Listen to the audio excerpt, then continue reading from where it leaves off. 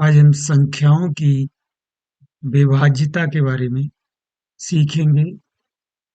संख्याओं की विभाज्यता का अर्थ क्या मतलब है और कैसे हम जांच करते हैं कि कौन सी संख्या किन्हीं खास संख्याओं से विभाज्य है या नहीं।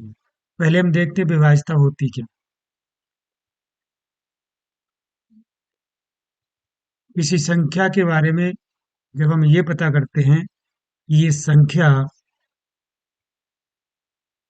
किन किन संख्याओं से पूरी पूरी विभाजित हो जाती है, यानी किन किन संख्याओं का इसमें पूरा पूरा भाग चला जाता है, तो हम कहते हैं कि वो संख्या उन संख्याओं से पूरी पूरी विभाज्य यानी विभाज्य। जैसे यहाँ पे 6 संख्या है, इसमें एक का पूरा भाग जा सकता है और 6 का जा सकता है। इन दो के अलावा और किसी संख्या का भाग जा सकता है या नहीं, हम यहाँ पर यही सीखेंगे। कैसे बिना भाग दिए हम पता करें कि किन्हीं खास संख्याओं का इसमें भाग पूरा पूरा चला जाएगा या नहीं। एक और 6 के अलावा हम इसमें देखें किसका भाग जा सकता है। तो हम 2 से अगर भाग दें तो 2 तिया 6, 3 बार चला जाएगा, पूरा पूरा भाग गया। 3 का देंगे वो भी चला जाएगा। तो हम ये कह सकते हैं ये संख्या 2 और 3 से विभाज्य है, यानी पूरा पूरा भाग चला जाता है। अब हम देखते हैं कि अभाज्य और भाज्य संख्याएं क्या होती हैं। अगर किसी संख्या में उस संख्या और एक के अलावा अन्य संख्याओं का भी पूरा पूरा भाग चला जाए तो उन्हें भाज्य संख्याएं कहते हैं, और न जाए तो अभाज्य संख्या कहते हैं। जैसे 6 में एक का भाग जा सकता है, 6 का जा सकता है, इसके अलावा 2 और 3 का भी भाग जा सकता है। तो अगर 1 और 6 का जा सकता है, ये तो सभी में जा सकता है। एक और उस संख्या का तो सभी में भाग जा सकता है, लेकिन उसके 2 के अलावा, 1 और 6 के अलावा इन संख्याओं का भी भाग जा सकता है, तो ये भाज्य संख्या है। अब करते हैं 5 को देखते हैं। इसमें 1 और 5 का तो भाग जा सकता है और किसी का नहीं जा सकता। अगर 2 का भाग देंगे, 2 दूनी 4, एक शेष बच जाएगा। 3 का देंगे, 3 एकम 3, 2 शेष बच जाएंगे घटाएंगे तो। जैसे ये 5 में 3 का भाग देंगे, 3 एकम 3, घटाएंगे तो 2 शेष बच जाएंगे। 2 का अगर भाग देते हैं 5 में, तो 2 दूनी 4, एक शेष बच जाता है, मतलब पूरी पूरी संख्या विभाजित नहीं होती है। 1 और 5 के अलावा किसी भी संख्या से यह संख्या पूरी पूरी विभाजित नहीं होती है, इसलिए ये अभाज्य संख्या है। तो यहाँ पर हमने दो बातें सीखी। अगर किसी संख्या में उस संख्या और एक से पूरा पूरा भाग चला जाए तो वो संख्या कैसी होती है।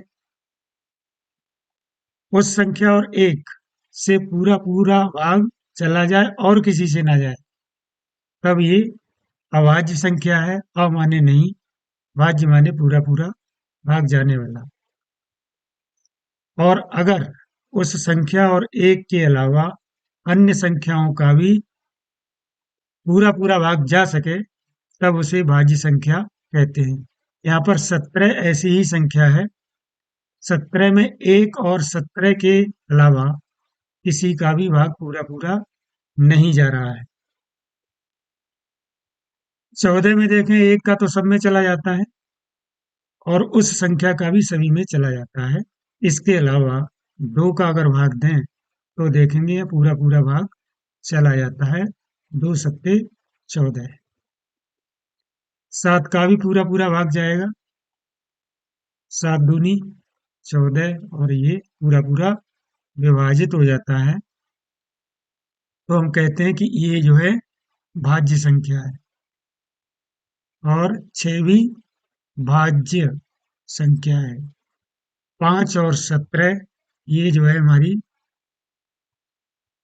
अभाज्य, मतलब इसमें ये अपने और एक के अलावा किसी से भी नहीं विभाजित होती है पूर्णतः, इसलिए ये अभाज्य संख्याएं हैं।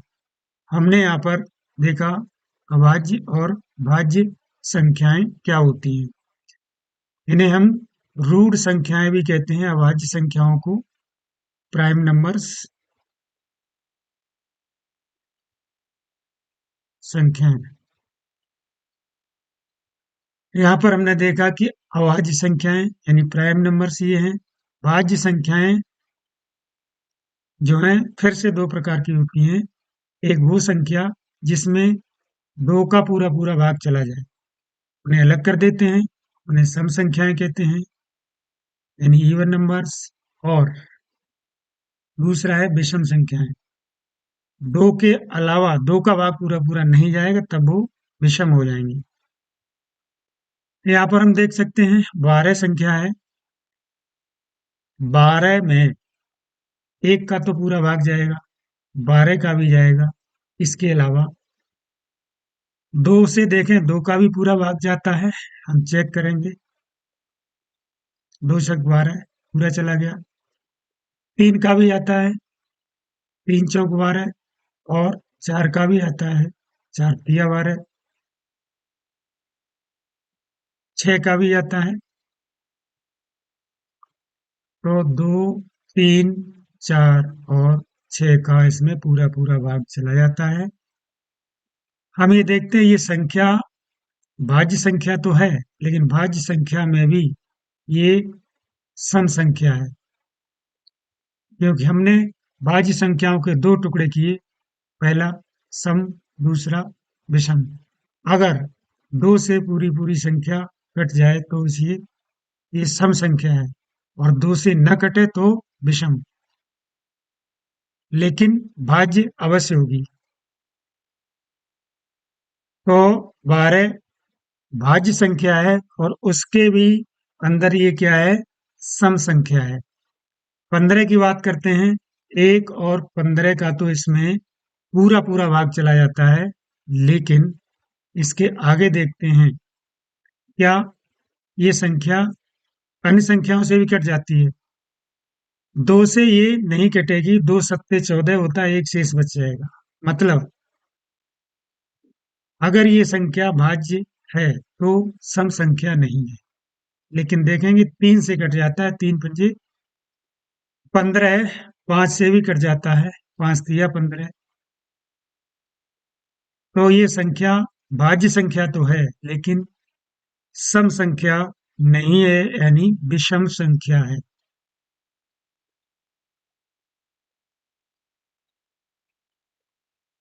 अब हम यहाँ पे ये देखेंगे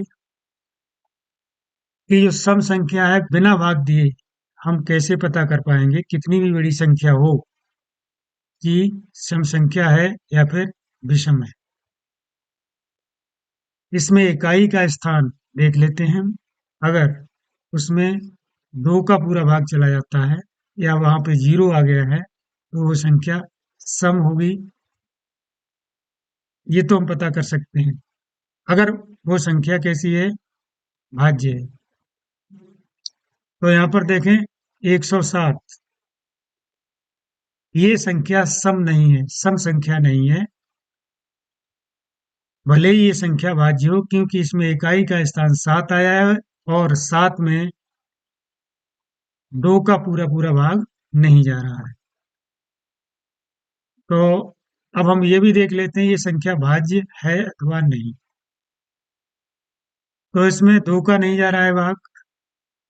तीन का देखेंगे, तीन तिया 9, एक बचा, 7 का उतार लिया 17, तीन पंजे 15, तीन का भी नहीं जाएगा। चार का नहीं जाएगा। हम ये देख सकते हैं इसमें, अगर हम 13 का भाग दें तब देखेंगे। 13 का भी भाग नहीं जा रहा है, तो हम ये कह सकते हैं कि ये संख्या अभाज्य संख्या होगी। क्योंकि इसमें 1 और 107 के अलावा और किसी का भाग नहीं जा रहा है। हम ऐसे बढ़ाते बढ़ाते 107 तक देखेंगे कि 107 से पहले तक 107 106 तक देखेंगे भाग दे करके।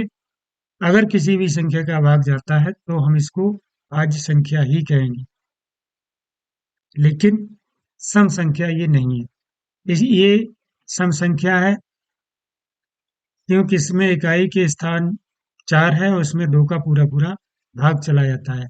सम संख्या अगर हो गई तब तो ये भाज्य संख्या हो ही गई। विषम संख्या के लिए हमें देखना पड़ता है कि भाज्य है भी या नहीं, कहीं ये अभाज्य संख्या तो नहीं है। तो ये संख्या भाज्य भी है और सम संख्या भी है।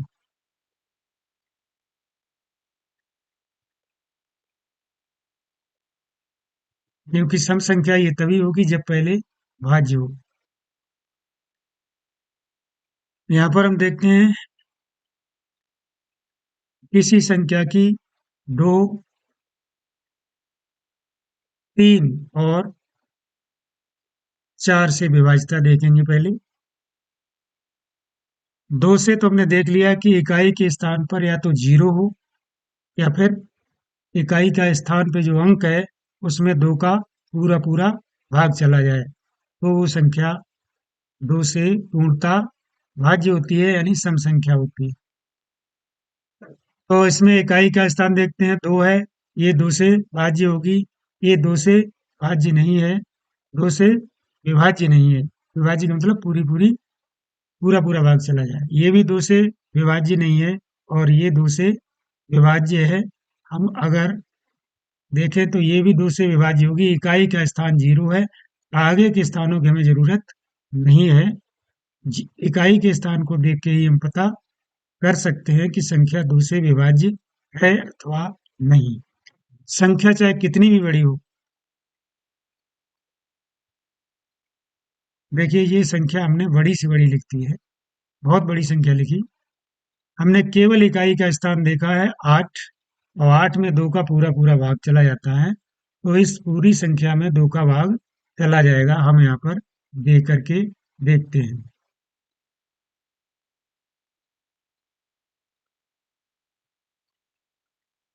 2 तिया 6, 1 बचा, 5 का उतारा लिया 15, 2 सत्ते 14, 1 बचा, 8 का उतारा लिया 18, 2 नेम 18, यहाँ एक भी नहीं बचा, 7 का उतारा लिया, इसको यहाँ लिख लेते हैं 7 को, जगह नहीं है तो 2 तिया 6, 1 बचा, 9 का उतारा लिया, 2 नेम 18, 1 बचा, 8 का उतारा लिया और फिर से 2 नेम 18, यानी पूरा पूरा भाग चला गया। हमने यहाँ पर देखा अगर इकाई का अंक किसी संख्या का इकाई का अंक 2 से पूरा पूरा विभाजित हो जाता है तो वो संख्या चाहे कितनी भी बड़ी क्यों न हो 2 से विभाजित हो जाती है।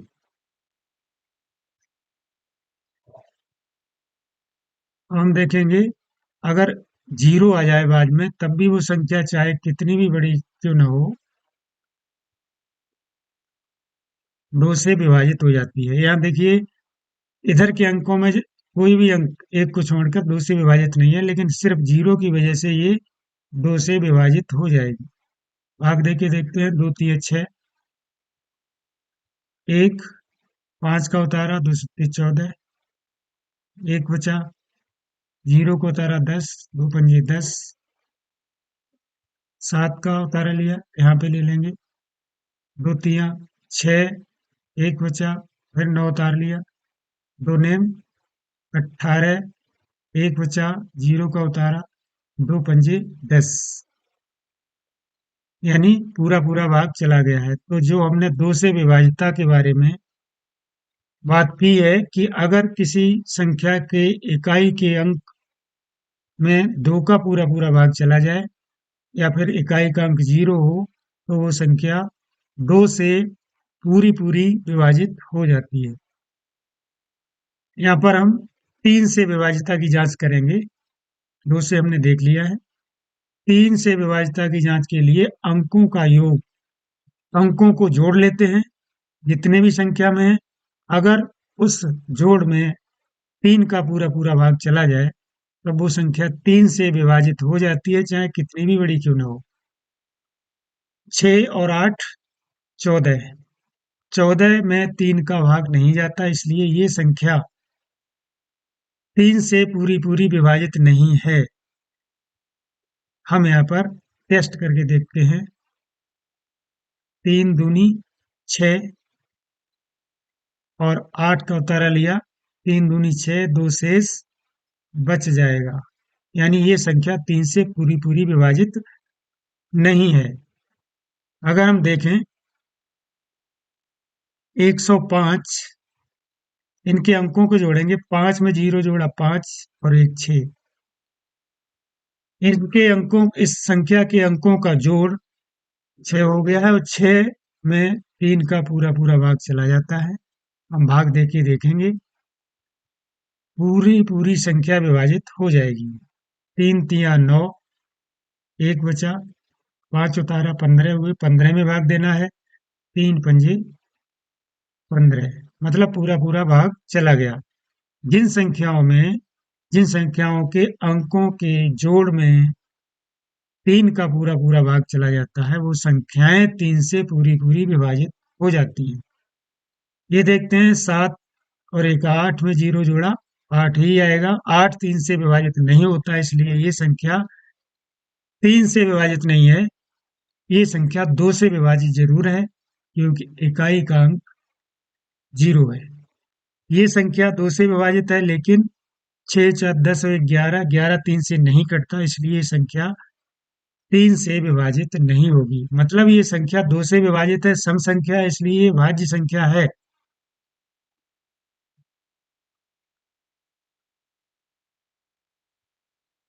यहाँ पर हम देख रहे हैं कि हमने अभी 2 और 3 से विभाजितता की जांच की। अब हम ये देख रहे हैं कि 5 से कैसे करेंगे। 4 से भी हम देख लेंगे।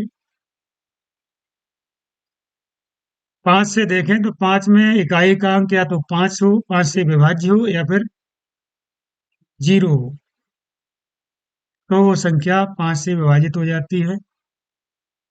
और 4 से विभाजित होने के लिए इकाई और दहाई के अंक पे या तो 0 आ जाए, या फिर वो इकाई और दहाई का अंक मिला करके 4 से विभाजित हो जाए। तो दोनों को हम देख लेते हैं।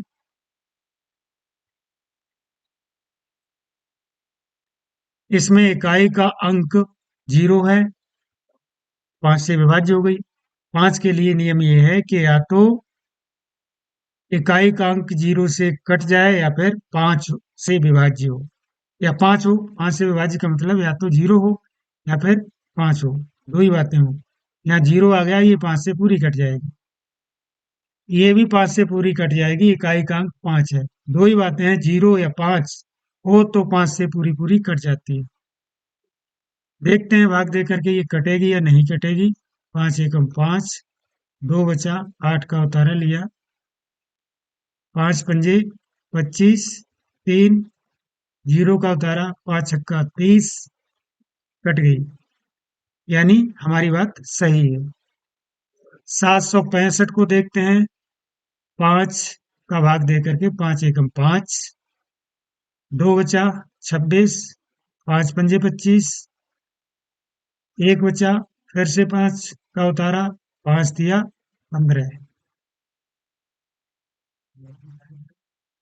पूरी पूरी विभाजित हो गई है। यानी अगर किसी संख्या में इकाई का अंक 0 है या 5 है तो वो संख्या 5 से विभाजित हो जाती है।